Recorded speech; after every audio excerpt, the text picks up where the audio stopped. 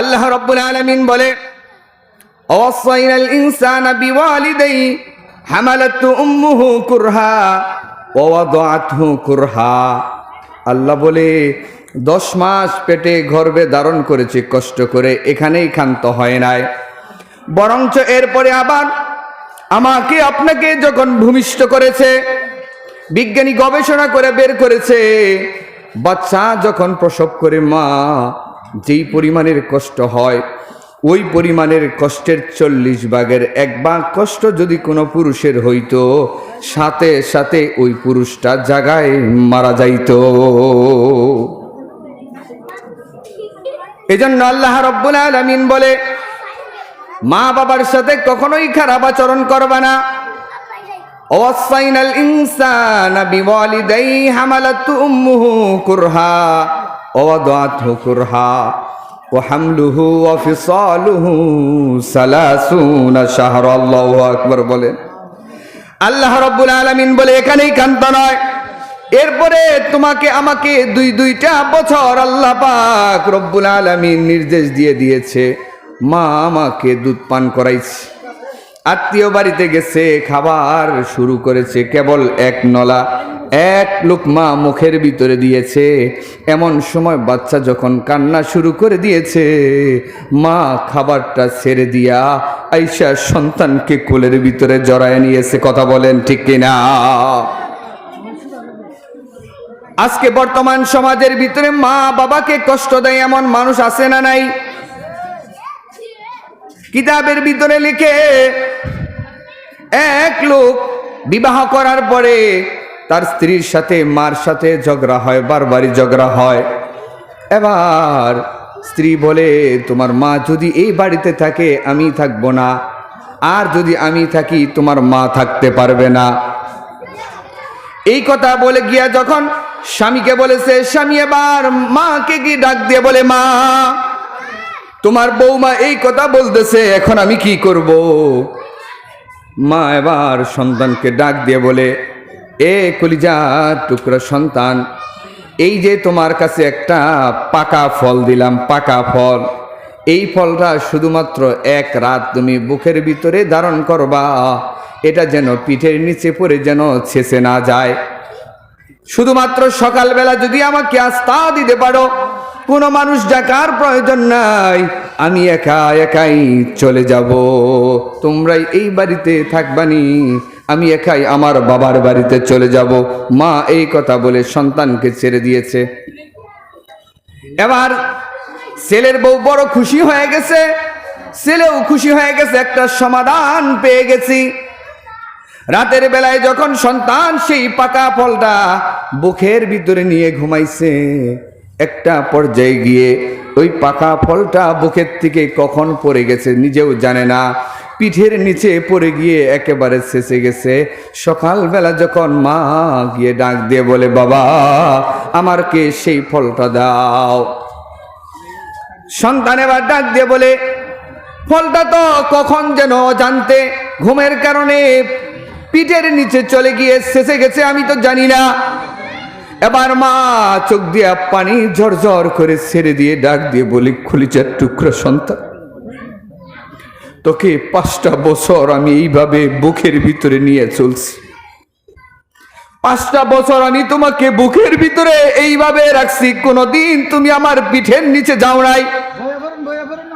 তুমি যদি আমার পিঠের নিচে যাইতা, তাহলে আজকে এই দুনিয়ার আলো বাতাস দেখতে পারতা না, আজকে তুমি তোমার স্ত্রীর মুখ দেখতে পারতা না। কথা বলেন ঠিক কিনা? মা এবার চিৎকার করে কাঁদতেছে, সন্তানটি, তোমাকে গর্ভে ধারণ করার পরেই তোমার বাবা ইন্তেকাল করেছে, এইভাবে আমি বুকের ভিতরে নিয়ে তোমাকে লালন পালন করেছি। শীতের ভিতরে, কনকনে শীতের ভিতরে যখন তুমি প্রস্রাব করে দিয়েছিলে, তেমন খেতা কাপড় ছিল না, আমার পরনের কাপড়টাকে আমি তোমাকে দিন অতিবাহিত করতেছে।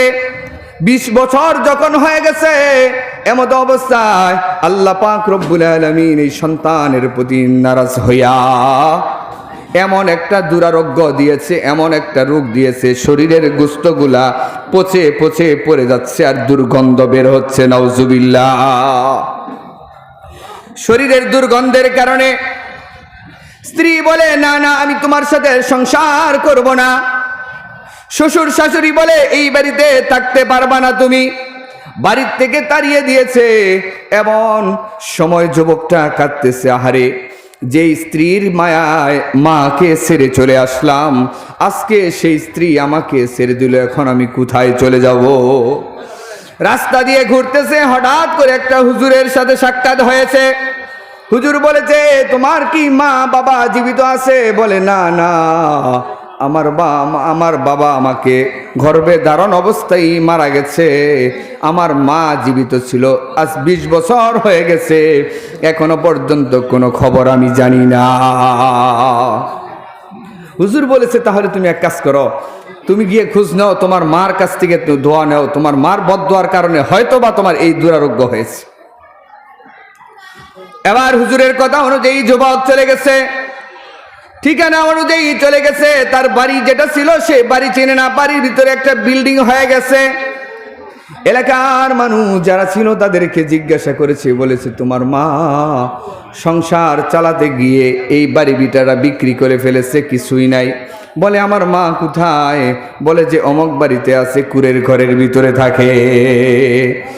সেখানে গেছে, যাওয়ার পরে এবার দরজার কাছে যখন গেছে, যাওয়ার পরে দেখে যেই মা 20 বছর আগে ছেড়ে চলে গেছে, সেই মা চোখে দেখে না, সেজদায় পড়ে কাঁদতেছে, আল্লাহকে ডাক দিয়ে বলে, রব্বুল আলামিন, আজ 20টা বছর হয়ে গেল, কলিজার টুকরা সোনামণির চোখে আমার চোখ দিয়ে তার চেহারা খানা দেখি না।